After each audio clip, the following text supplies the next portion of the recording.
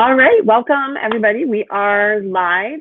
This is the last in our virtual Q&A series. So joining me today is Sam Cadman.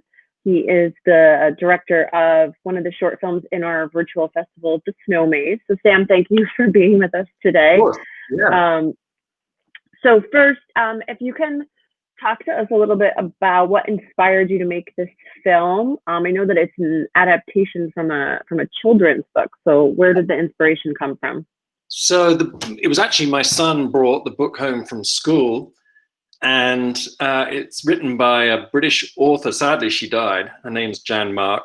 She was a Carnegie Mellon winner. So she was quite an established children's book writer.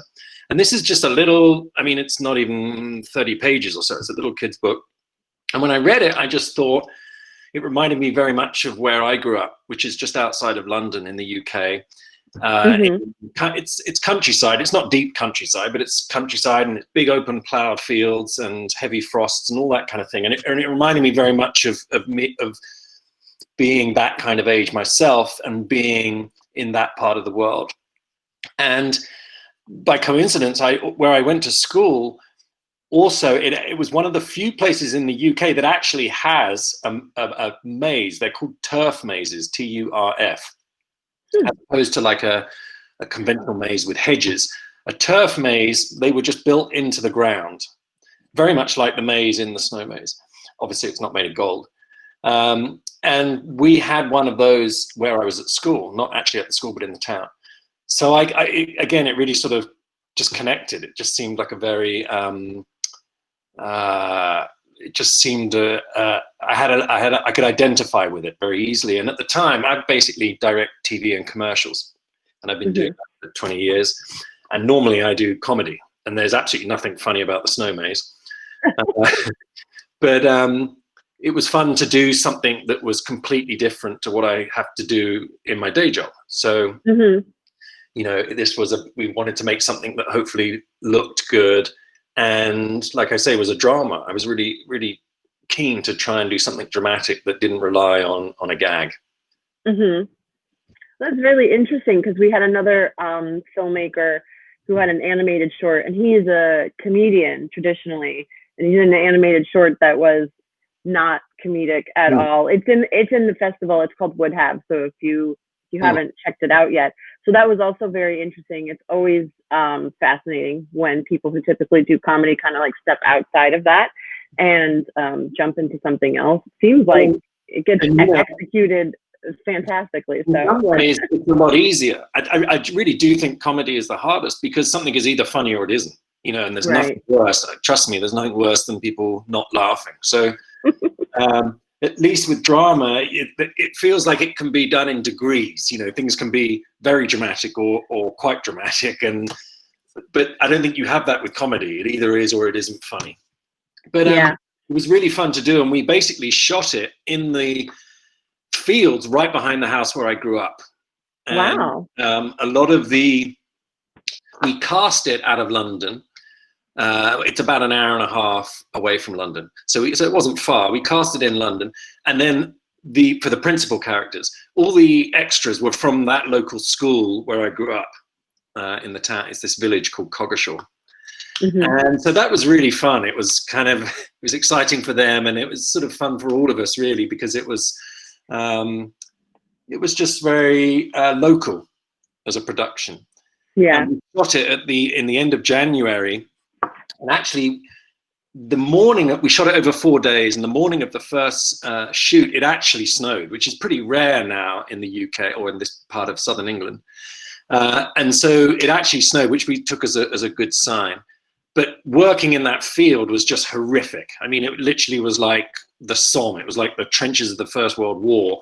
It was so muddy, and you'd walk like 3 steps, and suddenly, you know, your feet weighed a ton because they had all this mud stuck to them. And you really, it made trying to do anything incredibly slow.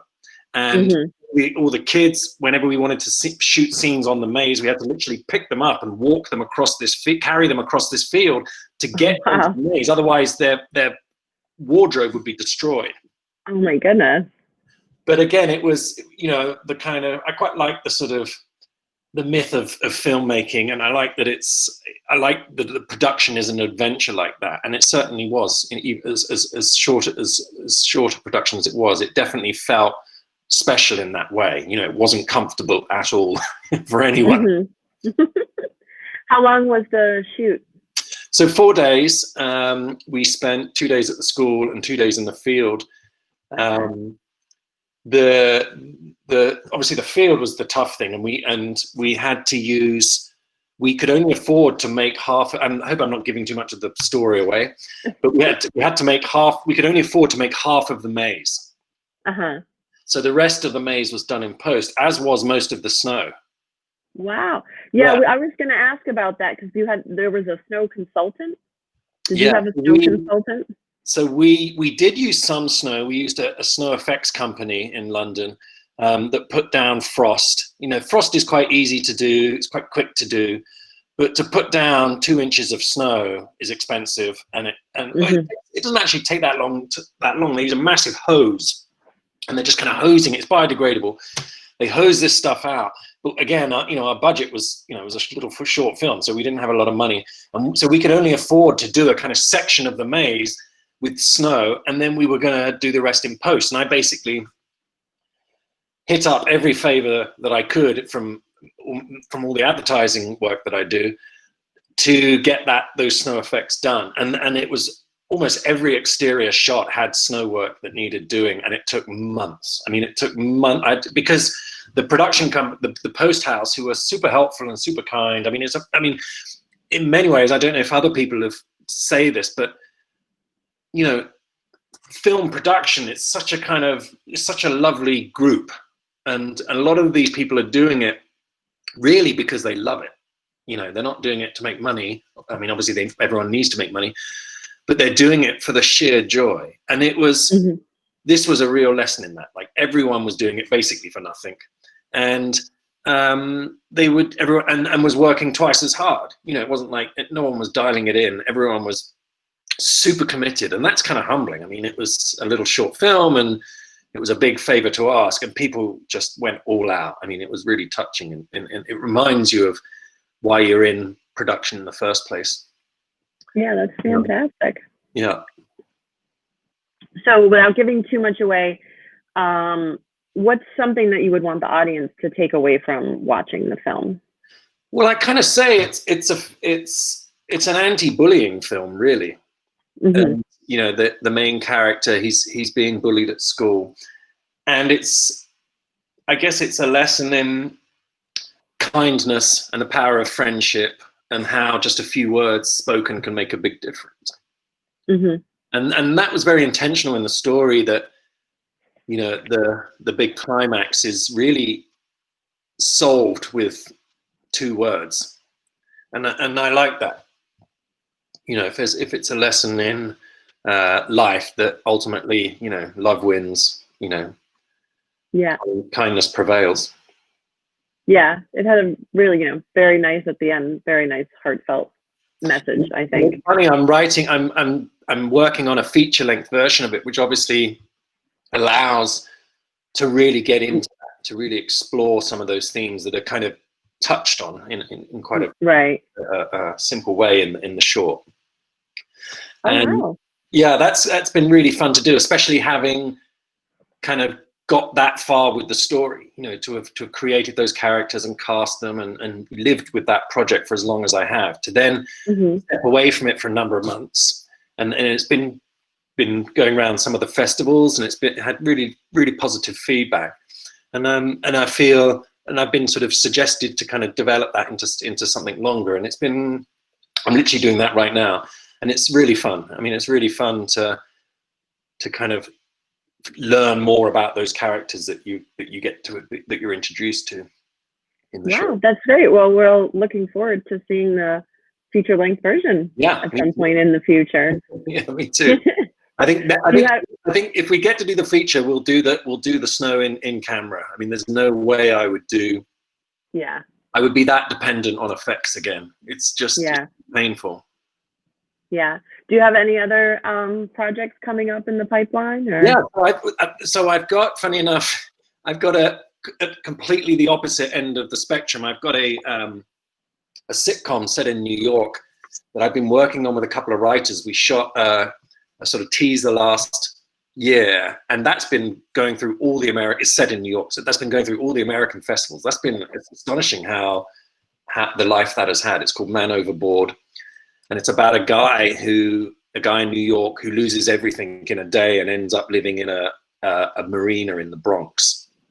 It's a bit like Schitt's Creek, but in the tri-borough area. Okay. And that's, you know, fingers crossed for that. I mean, that would be a much more conventional sitcom. But it's nice to be able to scratch both those itches, you know, to do comedy and to do drama. You know, I don't know if you've seen the series Barry, the Bill Hader show. You know, yes. It's just, you know, to make something like that would be nirvana. I mean, it's just that perfect combination of, you know, laughter and pain. Yeah. Well, that's the goal. That's your next project then that you need to work on after all of this stuff. Yeah.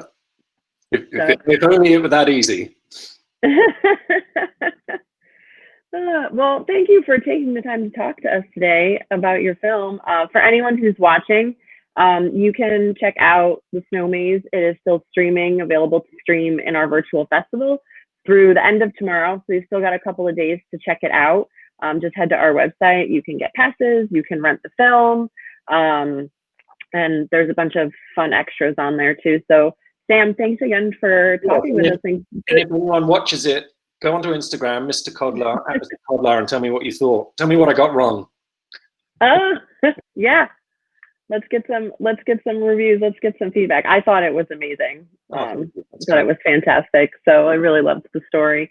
And it was beautifully shot too. So, but thank you again for taking the time to talk to us, and good luck with everything in the future. Thanks so much.